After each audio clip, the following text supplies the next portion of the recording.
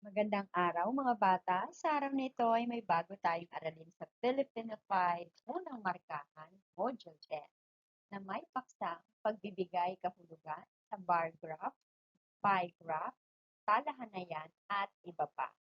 Inaasahan ko na sa pagtatapos ng module na ito ay matututuhan mo ang kasanayan sa pagbibigay kahulugan ng bar graph, talahanayan, pie graph at iba pa.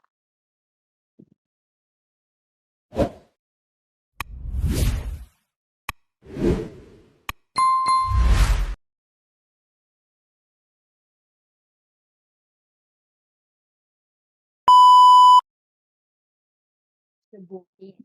Subukin mo ngayong kilalanin ang iba't ibang uri o ngalan ng graph sa ibaba. Sagutin ang mga tanong tungkol dito. Unang tanong, ano ang tawag sa graph na ipinapakita sa itaas? A. Bar graph. B. Larawang graph. C. Linyang graph. D.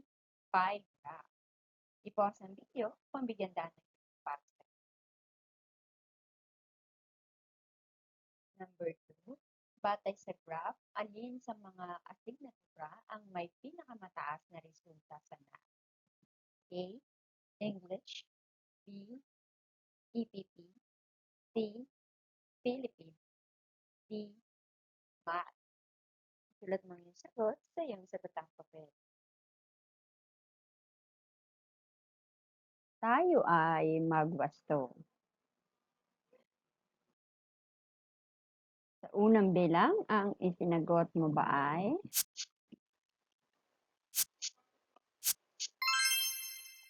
C. Linyang graph. Sa ikalawang bilang, ang isinagot mo ba ay C. Filipino. Narito naman ang sumunod na graph. Suriin at kilalanin ang uri ng graph. Ikatlong tanong, ang ipinapakita sa itaas o sa graph ay isang halimbawa ng anong uri ng graph? A. Bar graph. B. Larawang graph. C. Linyang graph. D. Pie graph. Isulat mo ang iyong sagot sa iyong sagutang papel. Sa ikaapat na tanong, batay sa graph, sino ang may pinakamababang timbang? A. Rex. B. Ron. C. Ryan. D. Sam. I-pause ang video upang bigyan daan ng iyong pagsagot. Tayo ay magwasto. Sa ikatlong bilang, ang isinagot mo ba ay A. Bar graph. Sa ikapat na bilang, ito ba ang iyong isinagot? A. Rex.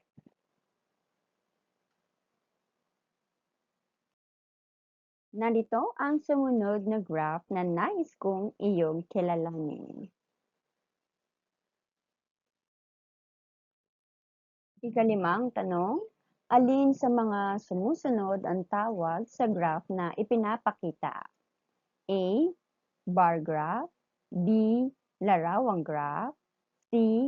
Linyang graph. D. Pie graph. Sulat mo ang iyong sagot sa iyong sagutang papel. Ika-anim, anong linggo nagkaroon ng pinakamaraming ani ang pamilya Domingo? A. Una. B. Ikalawa. C. Ikatlo. D. Ika-apat. Isulat mo ang iyong sagot sa iyong sagutang papel. Tayo ay magwasto. Ikalimang bilang, ang isinagot mo ba ay B. Larawang graph. O sa Ingles, pictograph. Ika-anim, ito ba ang iyong isinagot? C. Ikatlo.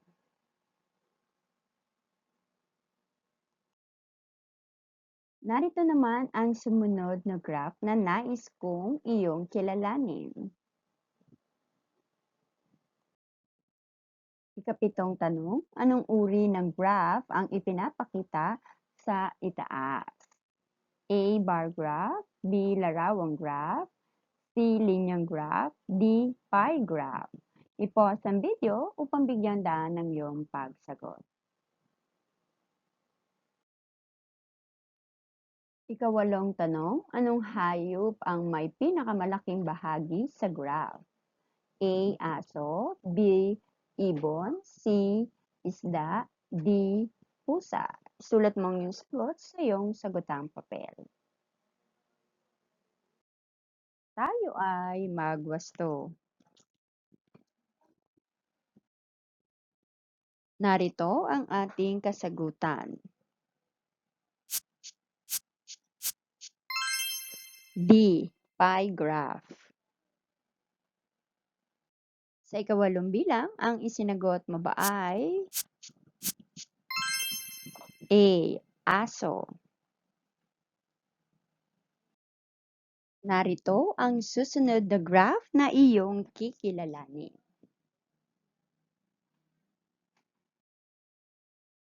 Ikasyam na tanong, ipinapakita sa itaas ang anong uri ng grapikong pantulong?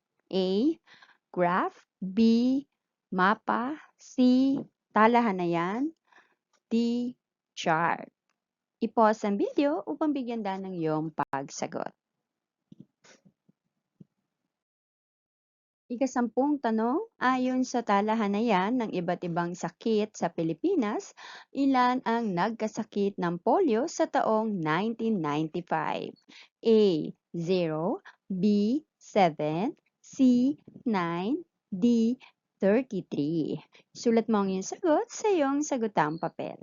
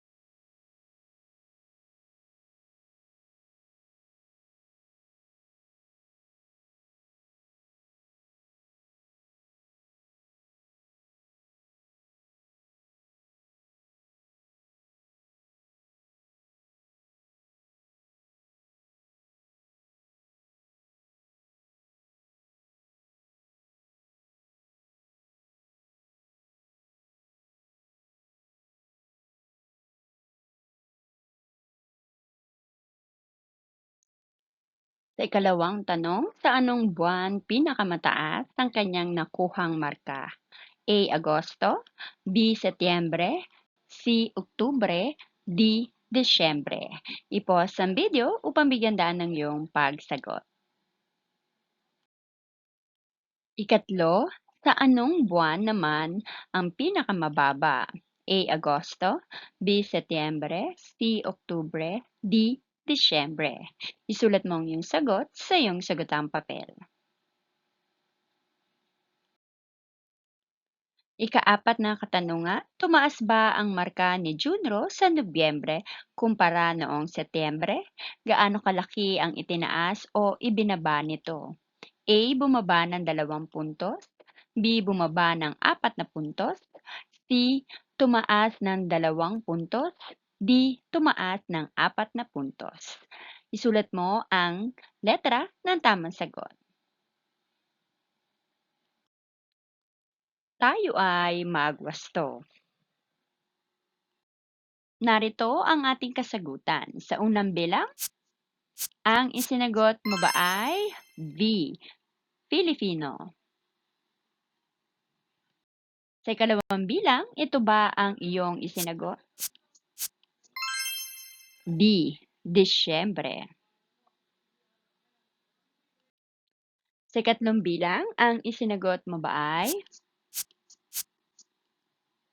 A. Agosto. Sa ikapat na bilang, ito ba ang iyong isinagot? Tumaas ng 4 puntos.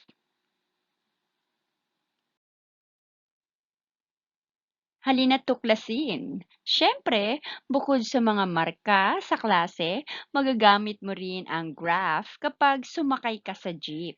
Tulad ng bilang ng pasahero ni Mang Julio sa kanyang jeep. Pag-aralan mo ang graph na nasa iyong harapan. Halina't sagutin ang mga sumusunod na katanungan. Unang bilang, ayon sa graph, anong oras mayroong pinakamaraming pasahero? Si Mang Julio. A. Ika-6 ng umaga. B. Ika-8 ng umaga. C. Ika-11 ng umaga. At D. Ika-3 ng hapon. Isulat mo ang iyong sagot sa iyong sagutang papel. Ikalawa, ilan ang nagiging pasahero ni Mang Julio tuwing 8:00 ng umaga? A. 6, B. 1, C. 12, D. 10. I-pause ang video upang bigyan daan ng iyong pagsagot. Ikatlo, anong oras naman may pinakamababang sumasakay na pasahero kay Mang Julio? A. Ika-6 ng umaga. B. Ika-8 ng umaga. C. Ika-11 ng umaga. D. Ika-3 ng hapon. Sulat mo ang iyong sagot sa iyong sagutang papel. Ika-4, ilan ang nagiging pasahero ni Mang Julio tuwing 6:00 ng umaga? A. 6, B. 1, C. 12, D. 10.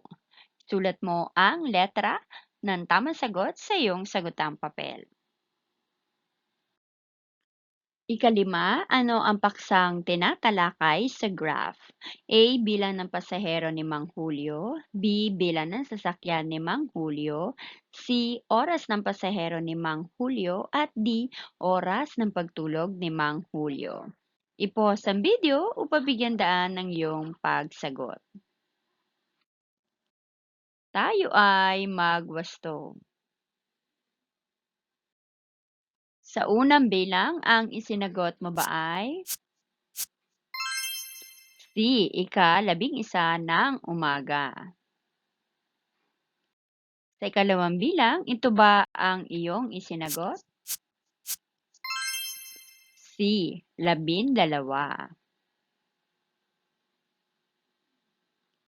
Ikatlo, ang isinagot mo ba ay A. Ika-6 ng umaga. Sa ika-4 na katanungan, ang isinagot mo ba ay A. 6. Sa ikalimang bilang, ang isinagot mo ba ay A. Bilang ng pasahero ni Mang Julio. Atin nang suriin. Alam mo ba na ang chart, graph at talahanayan ay mga grapikong pantulong upang madaling maunawaan at nagagawang payak ang mga datos na inilalahad sa isang teksto. Kapaki-pakinabang ang mga ito para sa isang mananaliksik o tagapagsuri, sapagkat malinaw at siyentipiko niyang natatalakay ang kanyang paksa. Unang talakayin ang chart. Ang chart ay nagpapakita ng dami o istruktura ng isang sistema sa pamamagitan ng hanay batay sa hinihingi o ibinibigay na impormasyon. Halimbawa, chart ng organisasyon. Flow chart. Ikalawa, graph o Ang graph ay matatagpuan sa mga aralin sa matematika, agham at sibika. May iba't ibang uri ng graph tulad ng sumusunod. A. Larawang graph o pictograph. Ito yung larawan ang ginagamit upang kumakatawan sa mga datos, impormasyon o produkto. Mahalaga na maging magkakasinlaki ang mga larawan. Ang kalahati o hinating larawan, kalahati rin ang bilang nito. Ang mga datos na 55 to 90% ay nangangahulugang buong larawan. Halimbawa, ani ng pamilya ni Domingo sa taniman ng kanilang mangga sa loob ng isang buwan. B. Linyang graph o yung tinatawag nating line graph. Binubuo ng linyang perpendicular, ito ay ginagamit sa pagsukat ng pagbabago o pag-unlad. Ang patayo at pababang linya ay may kaukulang pagtutumbas. Gamit ang linya at tuldok, tinutukoy nito ang mga salik tulad ng interval, bilis, bagal o tagal ng mga bagay na nakatala sa bawat gilid. Halimbawa, bilang ng tao sa tindahan ni Aling Mina. C. Bar graph. Nagpapakita ng paghahambing ng mga datos gamit ang bar sa halip na tuldok at linya upang tukuyin ang kandidad. Parehaba ang anyo ng graph, maaaring patayo o pahiga ang mga datos na sinisimbolo ng bar. Unang halimbawa, patayo na bar graph. Kaarawan ng mga mag-aaral. Pangalawang halimbawa, pahiga na bar graph. Mga paboritong merienda. D. Bilog na graph o pie graph. Ito'y sumusukat at naghahambing ng mga datos o impormasyon sa pamamagitan ng paghati-hati nito. Halimbawa, mga binibiling produkto sa mga online shop. Ikatlo, talahanayan o yung tinatawag nating table. Ang talahanayan ay naglalahad ng datos sa tabular na anyo. Sa estimatikong inilalagay sa mga hanay o column ang mga nalikom na datos. Halimbawa, talahanayan ng iba't ibang sakit sa Pilipinas. Pagyamanin. Nais kong suriin mo ang graph na nasa ibaba at sagutin ang mga tanong na kasunod nito.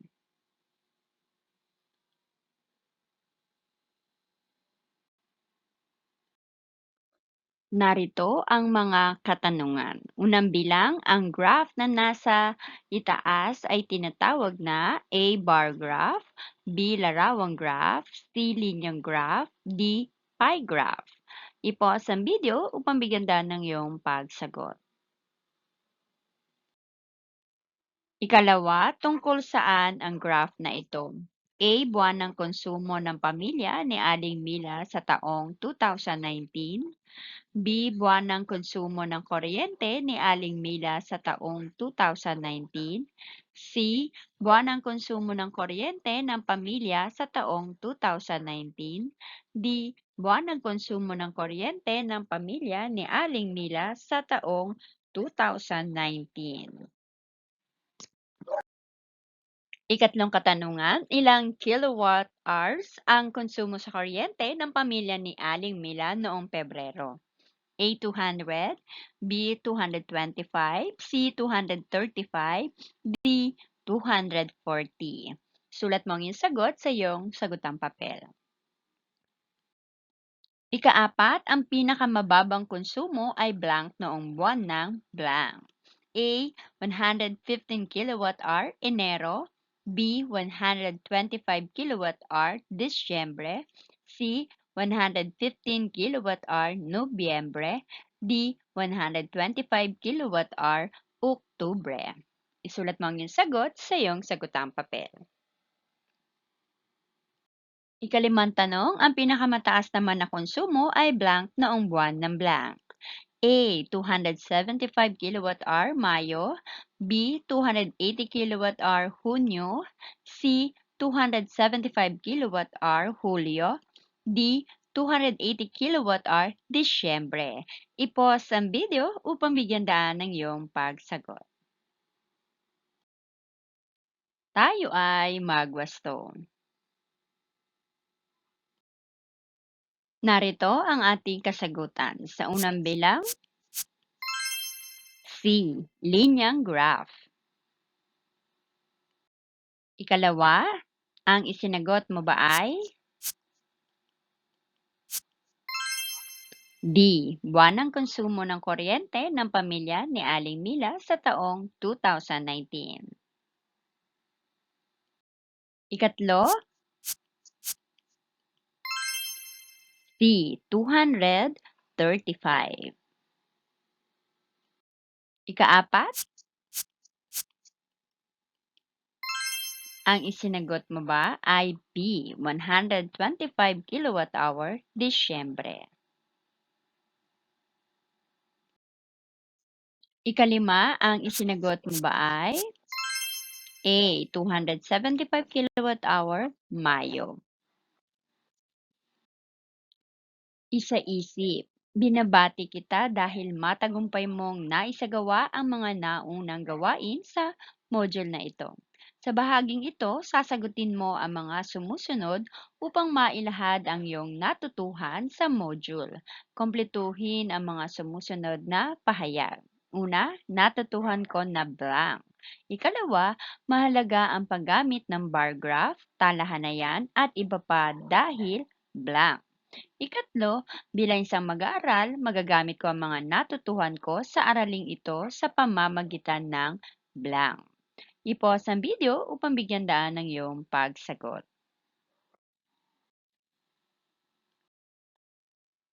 Tayo ay magwasto.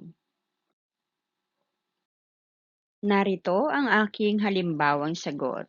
Natutuhan ko na ang chart, graph at talahanayan ay mga grapikong pantulong upang madaling maunawaan ang mga datos na inilalahad sa isang teksto. Mahalaga ang paggamit ng bar graph, talahanayan at iba pa dahil kapaki-pakinabang ang mga ito para sa isang mananaliksik o tagapagsuri. Bilang isang mag-aaral, magagamit ko ang mga natutuhan ko sa araling ito sa pamamagitan ng pag-unawa sa datos at impormasyon. Isagawa. Basahin ang sitwasyon at pag-aralan ng graph. Pagkatapos, maunawaan ang binasang sitwasyon at graph, sagutin ang mga sumusunod na tanong. Nais ni June na maging inhinyero paglaki niya. Ang pagiging inhinyero ay isa lamang sa mga propesyong maaaring matapos ng isang mag-aaral sa kolehiyo. Nasa graph sa ibaba ang iba't ibang propesyon at ang bilang ng nagtapos.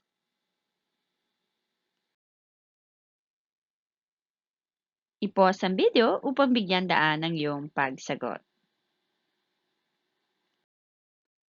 Unang tanong, ilang propesyon ang binigyang impormasyon sa graph? A. Isa, B. 10, C. 7, D. 8.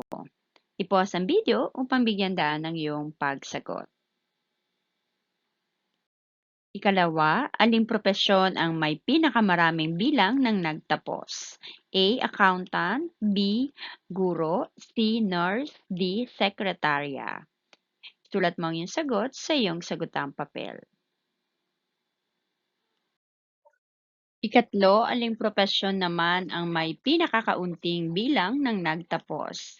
A. Accountant, B. Guro, C. Nurse, D.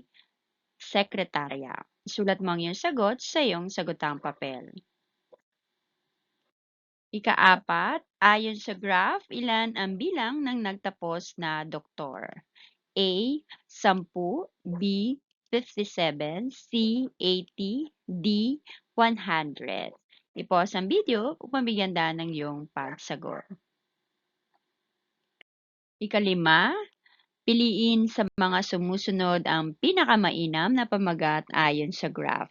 A. Bilang ng nagtapos sa iba't ibang propesyon. B. Bilang ng hindi natapos sa kanilang kurso. C. Mga iba't ibang propesyon. D. Mga kurso sa aming kolehiyo. Sulat mo ang letra ng tamang sagot sa iyong sagotang papel. Tayo ay magwasto. Narito ang ating mga kasagutan. Sa unang bilang, C. 7. Ikalawang bilang, ang isinagot mo ba ay C. Nurse. Ikatlong bilang, ito ba ang iyong isinagot? D. Sekretarya. Ikaapat na bilang, B. 57.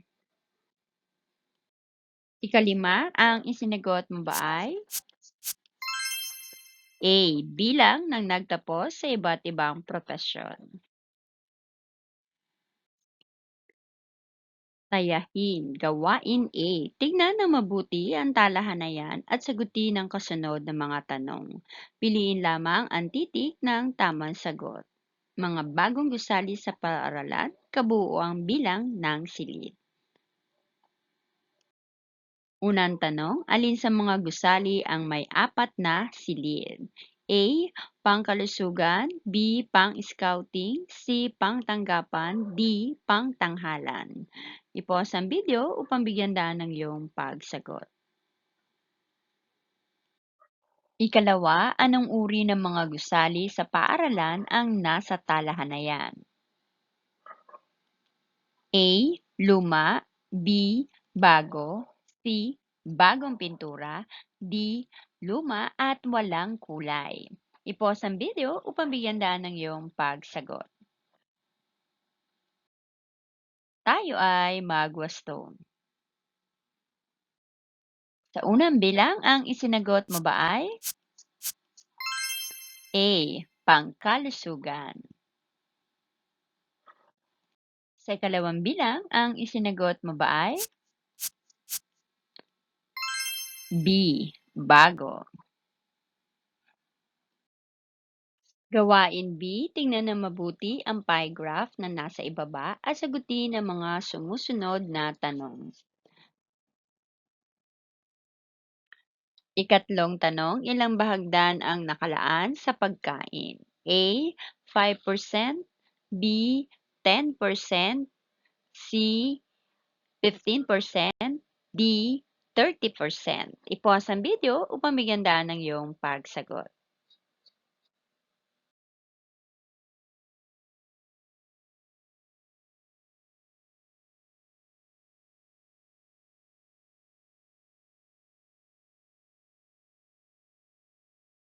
Ikalimang tanong, ano ang may pinakamaliit na bahagdan sa pie graph?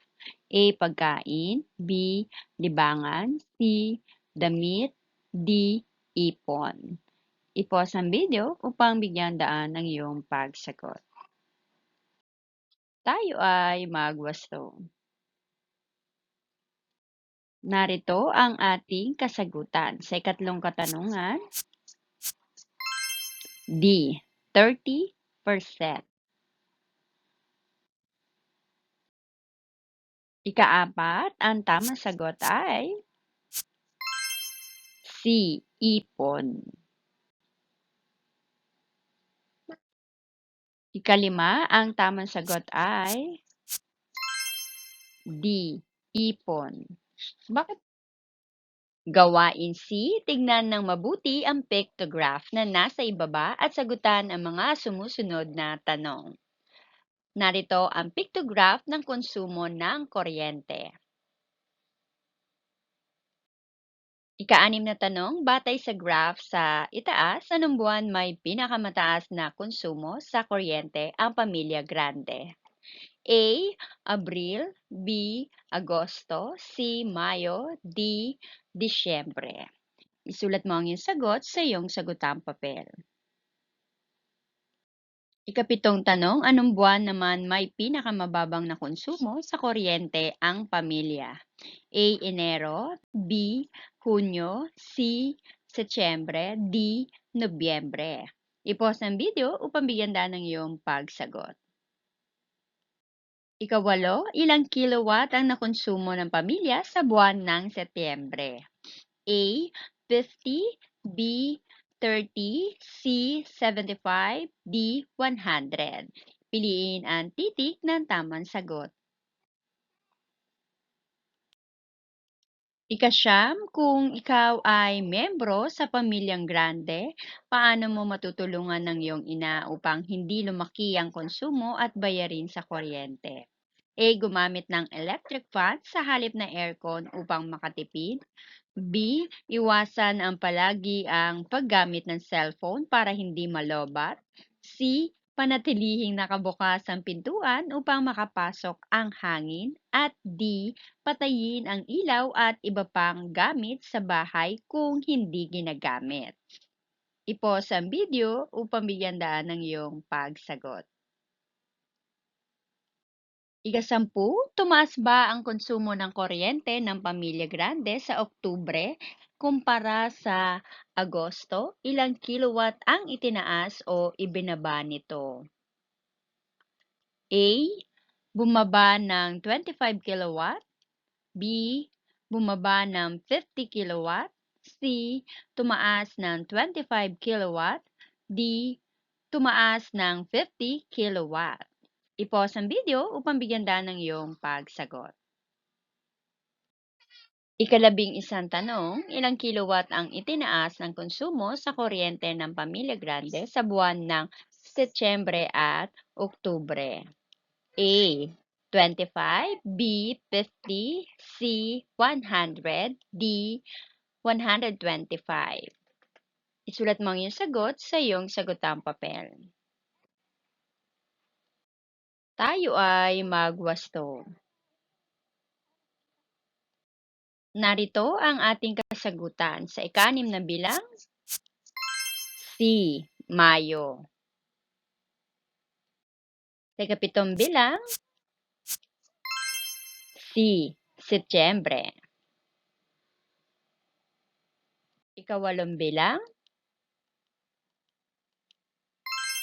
D. 50. Ika-9, ang isinagot mo ba ay D. Patayin ang ilaw at iba pang gamit sa bahay kung hindi ginagamit? Sa ika-10 bilang, ang isinagot mo ba ay B. Bumaba ng 50 kilowatt? Ika-11, ang isinagot mo ba ay A. 25? Para naman sa inyong karagdagang gawain, gumawa ng bilog na graph o yung tinatawag nating pie graph na nagpapakita sa iyong kasipagan sa mga gawaing pampaaralan at pantahanan.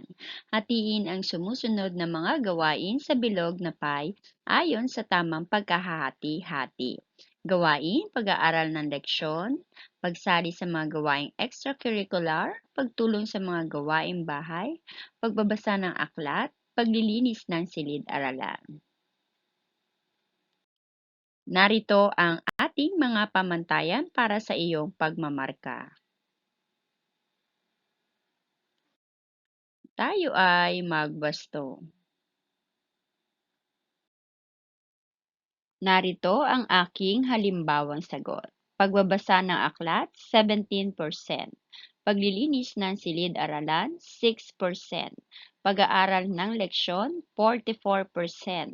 Pagsali sa mga gawaing extracurricular, 5%. At pagtulong sa mga gawaing bahay, 28%.